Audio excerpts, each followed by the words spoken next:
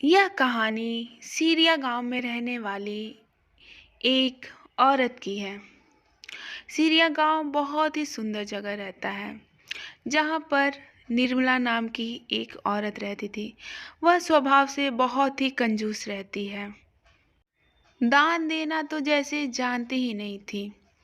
वहीं दूसरी तरफ उसकी बहू, जो दानी थी, दूसरों को भला चाहने वाली थी, जिसकी वजह से दोनों सास बहू में हमेशा खिटपिट लगी रहती थी।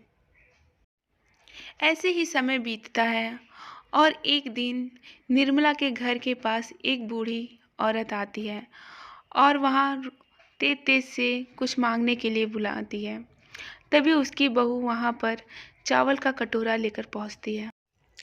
प्रणाम माँ जी।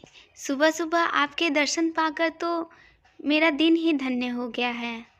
आप जैसों के कारण ही यह सब चल रहा है और मैं आपके लिए यहाँ पर कुछ अनाज लेकर आई हूँ।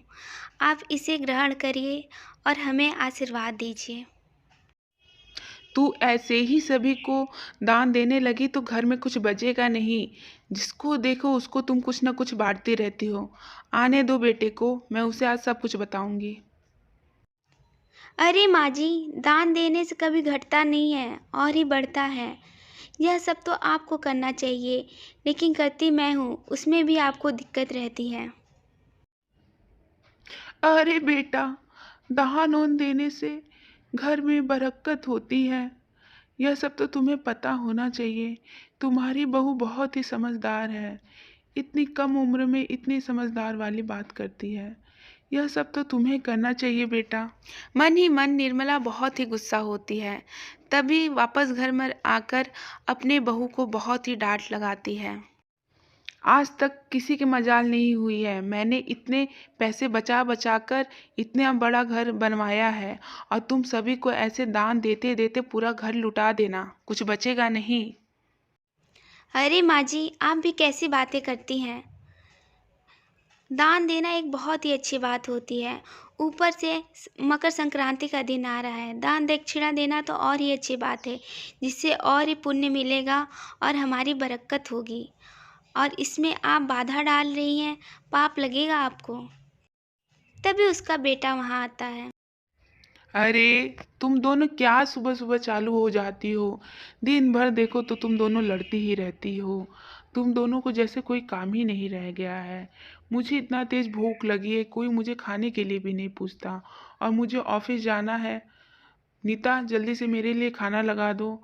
हाँ, और मेरी आज बहुत ज़रूरी मीटिंग है, इसलिए काम लगेगा।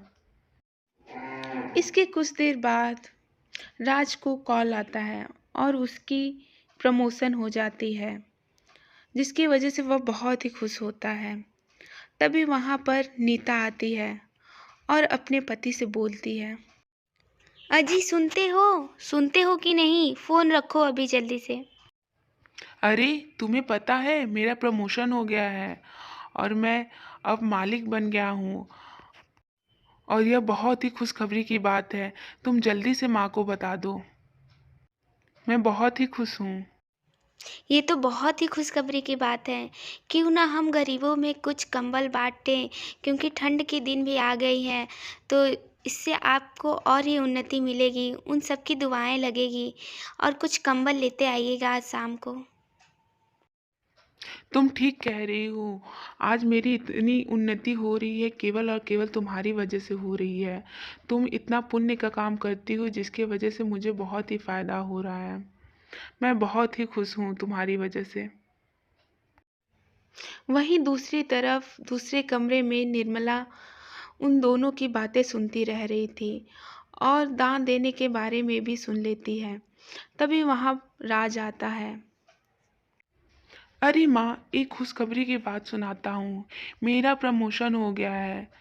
अब मैं मालिक बन गया हूँ। और नीता ने मुझे कुछ कंबल लाने के लिए बोला है और गरीबों को बांटने के लिए बोला है। वही मैं लेने जा रहा हूँ। अरे बेटा, तू भी क्या नीता की तरह फालतू काम करने लगा है।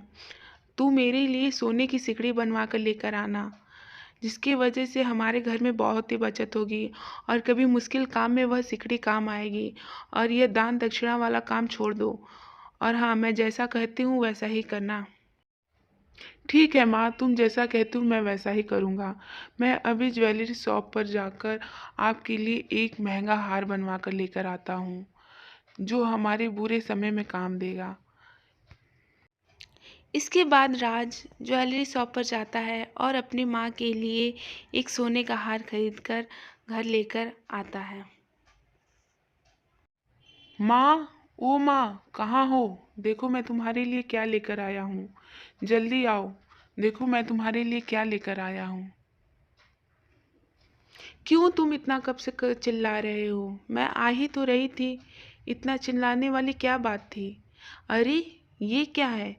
ये तो सोने का हार है, मेरे लिए है। अरे मेरा राजा बेटा, मेरी बात सुनकर तुमने मेरे लिए हार लेकर आया है। मैं बहुत ही खुश हूँ। बहुत ही सुंदर हार है ये। ओ महारानी, तू भी देख ले। इसके कुछ देर बाद राज को कॉल आता है और उसकी मैडम उसका प्रमोशन रोक देती है, जिस बात को सुनकर राज बहुत ही दुखी होता है। माँ, मेरा प्रमोशन रुक गया। अभी मुझे कॉल आया था। अब मेरा कोई प्रमोशन नहीं हो रहा। ये क्या हो गया माँ? अब मैं क्या करूँ? मैंने आप दोनों को कहा था कि हमें कुछ दान दक्षिणा करनी चाहिए, जिसकी वजह से हमें कुछ पुण्य मिलता है और हमारी उन्नति होती है। लेकिन आप दोनों के लालच की वजह से आज इनका प्रमोशन रुक गया। आप दोनों ही इसके कसूरवार हो। तुम सही कहती हो बेटी। यह सब आज मेरे वजह से हुआ है। केवल और केवल मेरे वजह से। मैं ना इतना लालच करती और ना आज मेरे बेटे के साथ ऐसा होता। तुम दोनों मुझे माफ़ कर दो। अब मैं ऐसा कभी कुछ नहीं करूँगी और हम सब मिलकर अब दान दक्षिणा करेंगे।